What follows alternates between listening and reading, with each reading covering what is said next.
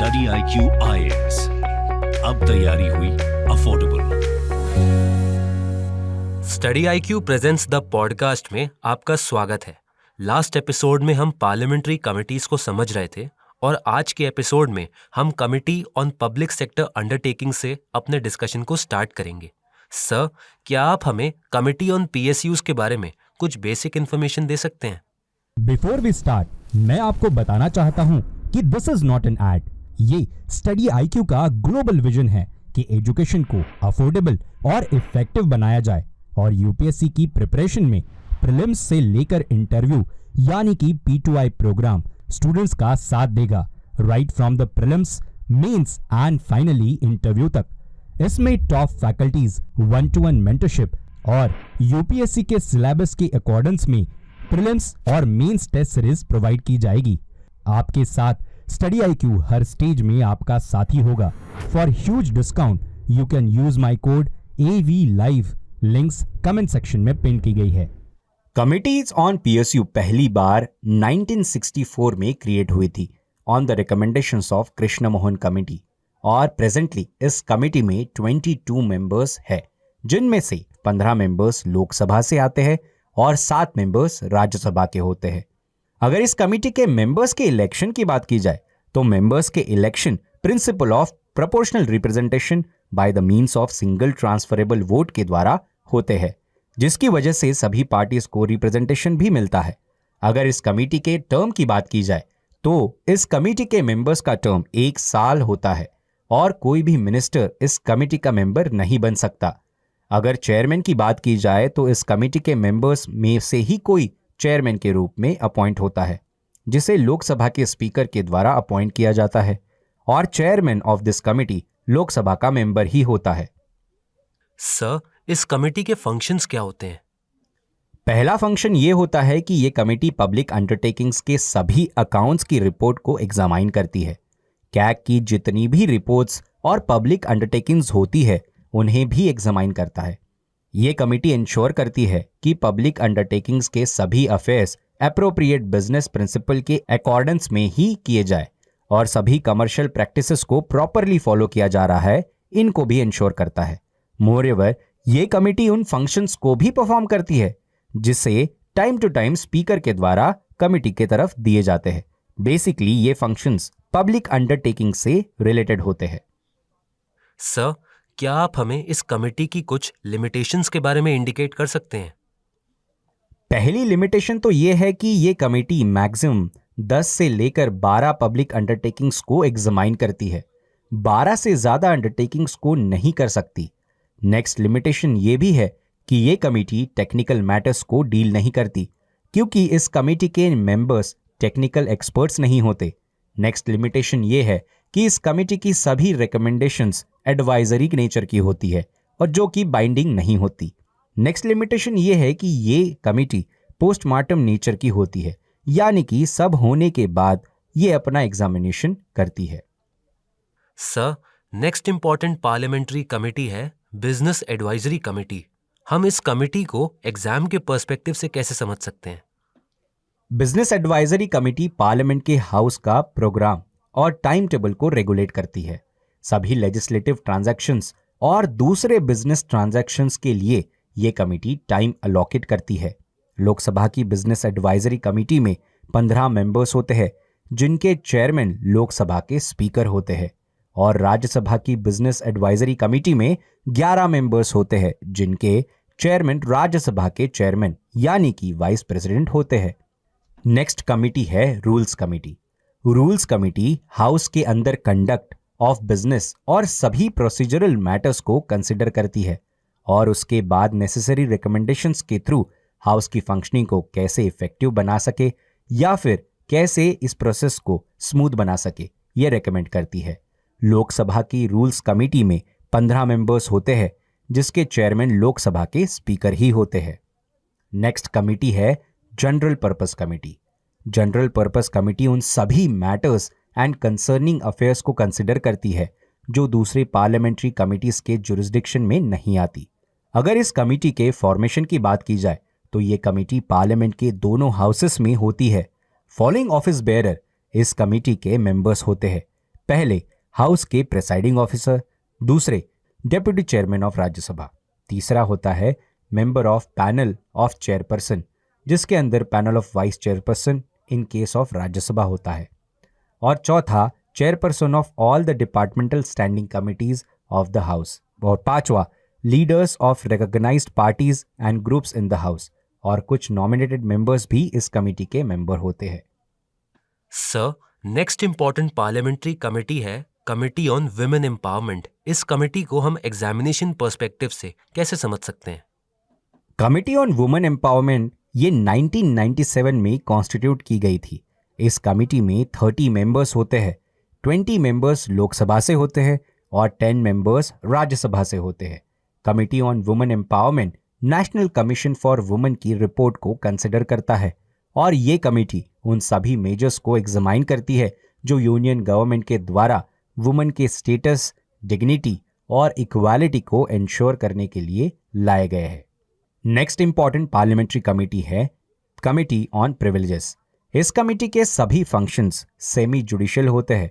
ये committee parliament की houses के अंदर ब्रीच ऑफ प्रिविलेजेस के केस को एग्जामाइन करती है, और फिर इस कमेटी के मेंबर्स एप्रोप्रिएट एक्शन को रिकमेंड करते हैं। लोकसभा के अंदर इस कमेटी में 15 मेंबर्स होते हैं और राज्यसभा के अंदर इस कमेटी में 10 मेंबर्स होते हैं। इसी के साथ नेक्स्ट कमेटी है committee on subordinate legislation.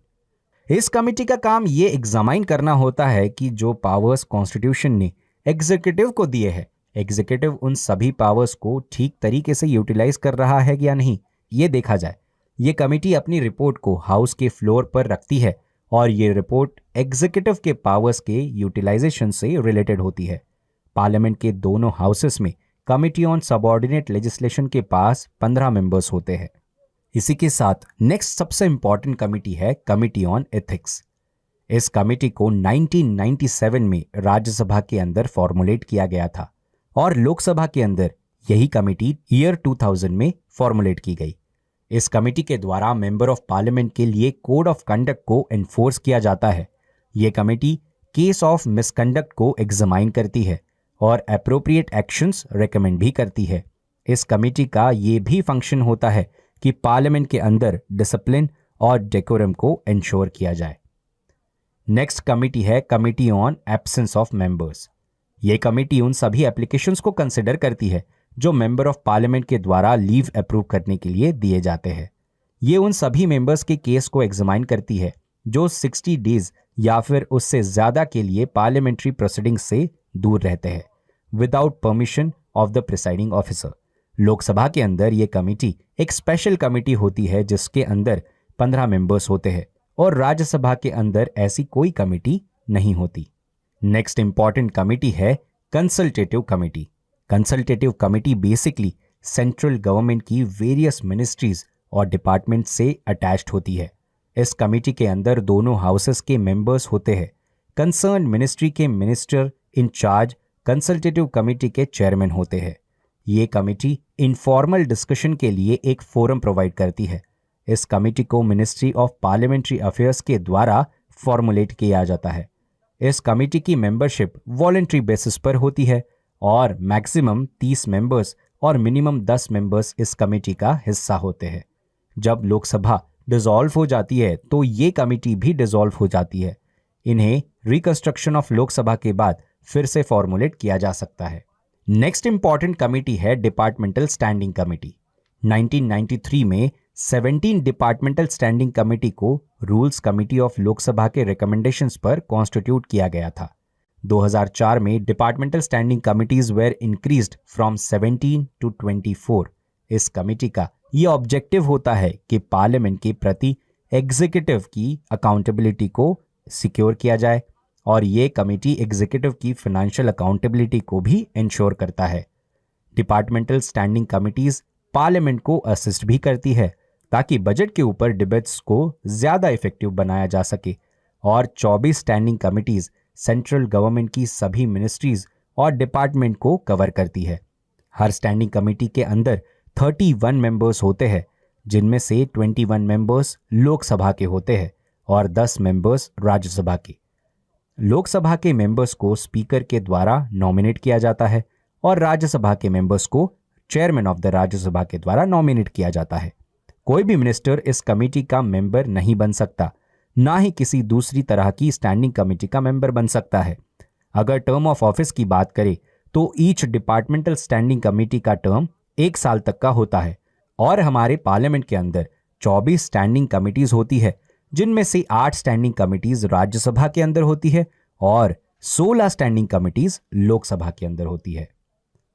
Sir, in departmental standing committees के फंक्शंस क्या होते हैं और हम इनकी लिमिटेशंस जानने के लिए भी काफी इंक्विजिटिव हैं। ये कमिटी उन डिमांड्स की ग्रांट को चेक करता है जो कंसर्न मिनिस्ट्रीज या डिपार्टमेंट के द्वारा पार्लियामेंट के सामने रखी जाती है। मोरेवर, ये डिपार्टमेंटल कमिटीज कंसर्न मिनिस्ट्रीज और डिपार्टमेंट के बिल्स को भी एग्जामाइन करती है और हर मिनिस्ट्री और डिपार्टमेंट की एनुअल रिपोर्ट को भी कंसिडर करती है। मोरेवर, जब किसी हाउस में किसी लॉन्ग टर्म पॉलिसी डॉक्यूमेंट को इनिशिएट किया जाता है तो ये कमेटी उस पॉलिसी को भी कंसिडर करती है और फिर उसमें रिफॉर्म्स को रेफर करती है। और अगर लिमिटेशंस की बात की जाए तो ये committee day to day administration के मैटर को कंसिडर नहीं करती है। मोरेवर, कोई एक स्टैंडिंग कमेटी दूसरी पार्लियामेंट्री कमेटी के मैटर्स को भी नहीं कंसिडर कर सकती और इन कमिटीज की रिकमेंडेशंस एडवाइजरी के नेचर की होती है और जो कि बाइंडिंग नहीं मानी जाती। सर, क्या आप इन कमिटीज के मेरिट्स के बारे में हमें कुछ अवेयर कर सकते हैं? पहला मेरिट तो ये होता है कि इन कमिटीज की प्रोसीडिंग्स और वर्किंग स्टाइल किसी पार्टी के प्रति बायस्ड नहीं होती और इन कमिटीज का अप्रोच काफ़ी फ्लेक्सिबल होता है। ये कमिटीज इंश्योर करती है कि पार्लियामेंट का डिटेल, कंटिन्यूअस और कॉम्प्रिहेंसिव कंट्रोल एग्जीक्यूटिव के ऊपर हो सके। ये कमिटीज पब्लिक एक्सपेंडिचर में एफिशिएंसी को भी इंश्योर करती है और इन कमिटीज के थ्रू सभी मेंबर्स ऑफ पार्लियामेंट को गवर्नमेंट की फंक्शनिंग में कंट्रीब्यूट करने का मौका मिलता है। Sir, thank you for giving us the information. Dear listeners, आज के पॉडकास्ट को हम यहीं पर कंक्लूड करते हैं। नेक्स्ट एपिसोड में एक नए टॉपिक के साथ हम फिर से आपसे कनेक्ट करेंगे, तो आप सब स्टडी आईक्यू के साथ बने रहिए एंड कीप स्टडिंग। आप study IQ presents the podcast को सभी ऑडियो स्ट्रीमिंग प्लेटफॉर्म्स पर सुन सकते हैं, जैसे Spotify, hub hopper, Apple podcast etcetera. Links को कमेंट सेक्शन में पिन किया गया है। Thank you.